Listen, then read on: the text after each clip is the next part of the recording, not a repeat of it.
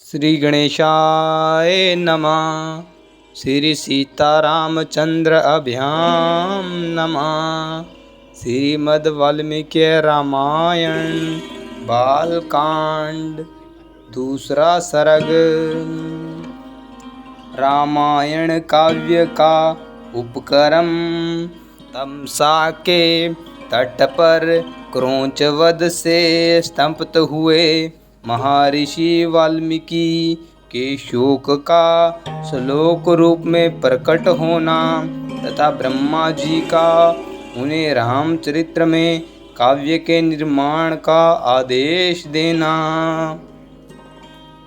देव ऋषि नारद जी के उपयुक्त वचन सुनकर वाणी विशारद धर्मात्मा ऋषि वाल्मीकि जी ने अपने शिष्यों सहित उन महामुनि का पूजन किया। वाल्मीकि जी से यथावत सम्मानित हो देव ऋषि नारद जी ने जाने के लिए उनसे आज्ञा मांगी और उनसे अनुमति मिल जाने पर वे आकाश मार्ग से चले गए। उनके देवलोक पधारने के 2 ही घड़ी बाद वाल्मीकि जी तमसा नदी के तट पर गए, जो गंगा जी से अधिक दूर नहीं थी। तमसा के तट पर पहुंचकर वहां के घाट को कीचड़ से रहित देख मुनि ने अपने पास खड़े हुए शिष्य से कहा, भारद्वाज भारद्वाज सुनो, देखो यहाँ का घाट बड़ा सुंदर है।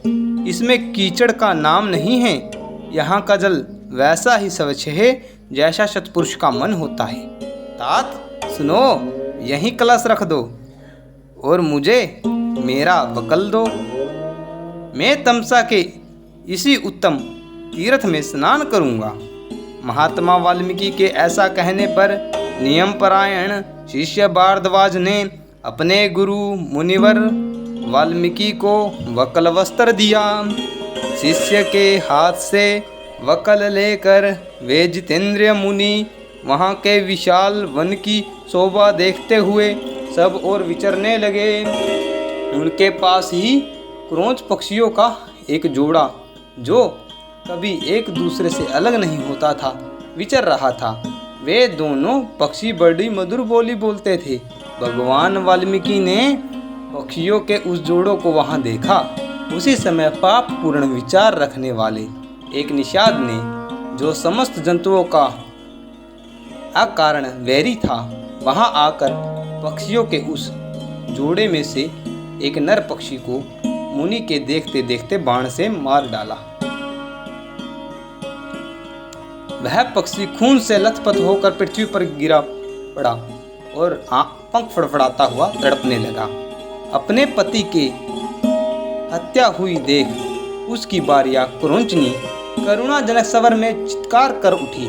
उत्तम पंखों से युक्त वह पक्षी सदा अपनी भार्या के साथ साथ विचरता था।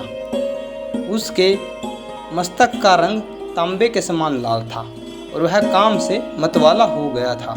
ऐसे पति से वियुक्त होकर क्रोंचनी बड़े दुख से रो रही थी।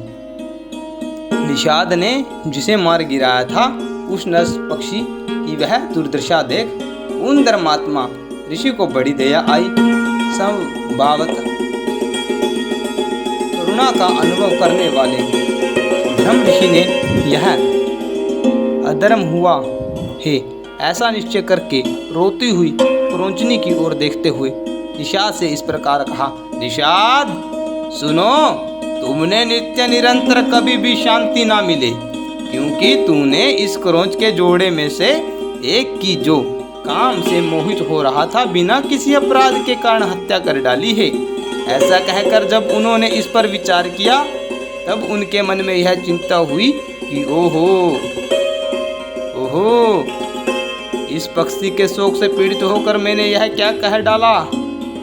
यही सोचते हुए महाज्ञानी और परम बुद्धिमान मुनिवर वाल्मीकि एक निश्चय पर पहुंच गए और अपने शिष्य से इस प्रकार बोले, तात सुनो, शोक से पीड़ित हुए मेरे मुख से जो यह वाक्य निकल पड़ा है, यह 4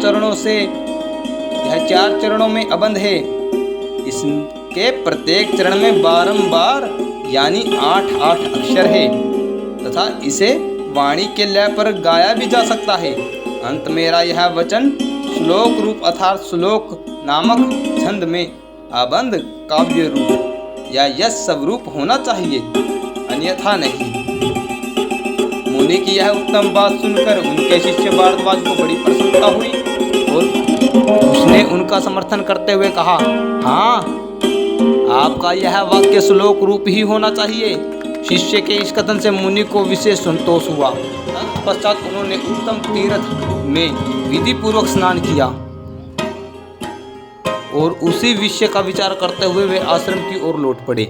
फिर उनका विनीत एवं शस्त्रज्ञ शिष्य भारद्वाज भी वह जल से भरा हुआ कलश लेकर गुरु जी के पीछे पीछे चला।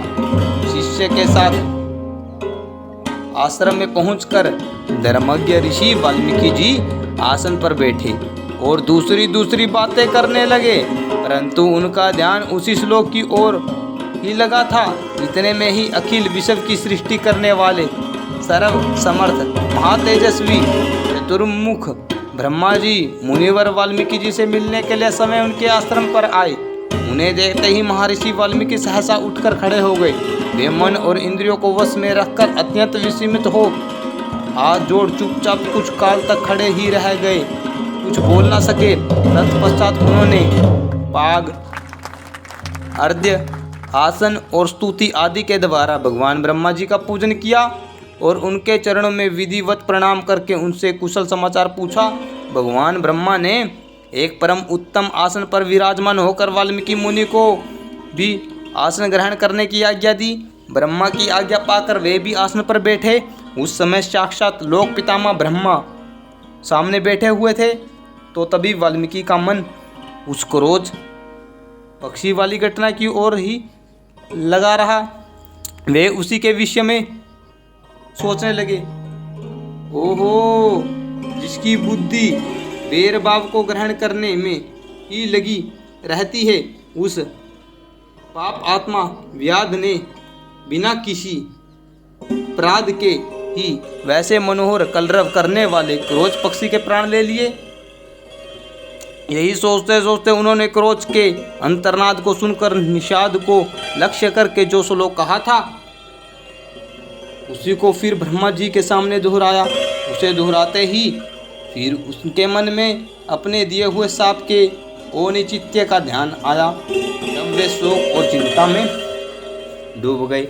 ब्रह्मा जी उनकी मन स्थिति को समझकर हंसने लगे और मुनिवर वाल्मीकि से इस प्रकार बोले, ब्राह्मण सुनो, तुम्हारे मुंह से निकला हुआ यह छंदोबद्ध वाक्य श्लोक रूप ही होगा। इस विषय में तुम्हें कोई अन्यथा विचार नहीं करना चाहिए। मेरे संकल्प अथवा प्रेरणा से ही तुम्हारे मुंह से ऐसी वाणी निकली है। मुनिश्रेष्ठ सुनो, तुम श्री राम के संपूर्ण चरित्र का वर्णन करो। परम बुद्धिमान भगवान श्री राम संसार में सबसे बड़े धर्मात्मा और धीर पुरुष है। तुमने नारद जी के मुंह से जैसा सुना है उसी के अनुसार उनके चरित्र का चित्रण करो। बुद्धिमान श्री राम जो गुप्त या प्रकट वृत्तांत है अथवा तथा लक्ष्मण, सीता और राक्षसों के जो संपूर्ण गुप्त या प्रकट चरित्र है, वे सब अज्ञात होने पर भी तुम्हें ज्ञात हो जाएंगे। इस वाक्य में अंकित तुम्हारी कोई भी बात झूठी नहीं होगी। इसलिए तुम श्री रामचंद्र जी की परम पवित्र एवं मनोरम कथा को श्लोक बंद करके लिखो। इस पृथ्वी पर जब तक नदियां और पर्वतों की सत्ता रहेगी तब तक संसार में रामायण कथा का प्रचार होता रहेगा। जब तक तुम्हारी बनाई हुई श्री राम कथा का लोक में प्रचार होगा तब तक तुम इच्छा अनुसार ऊपर नीचे अथवा मेरे लोक में निवास करोगे।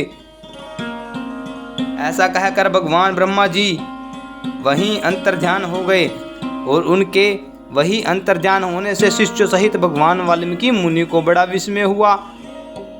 तदंतर उनके सभी शिष्य अत्यंत प्रसन्न होकर बार बार इस श्लोक का गान करने लगे तथा परम विस्मित हो परस्पर इस प्रकार कहने लगे, हमारे गुरुवर महर्षि ने क्रोच पक्षी के दुख से दुखी होकर जिस समान अक्षरों वाले 4 चरणों से युक्त वाक्य का गान किया था वह था तो उनके हृदय का शोक, किंतु उनकी वाणी द्वारा उच्चारित होकर श्लोक रूप हो गया। इधर सुध अंतःकरण वाले महर्षि वाल्मीकि के मन में यह विचार हुआ कि मैं ऐसे ही श्लोकों में संपूर्ण रामायण काव्य की रचना करूं।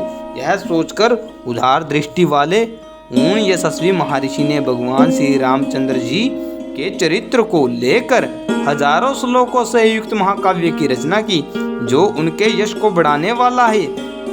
इसमें श्री राम के उदार चरित्रों का प्रतिपादन करने वाले मनोहर पदों का प्रयोग किया गया है। महर्षि वाल्मीकि के बनाए हुए इस काव्य में तत्पुरुष आदि समासों, दीर्घ गुण आदि संधियों और प्रकृति प्रत्यय के संबंध का यथायोग्य निर्वाह हुआ है। इसकी रचना में समता, पतत, प्रकृश आदि दोषों का अभाव है।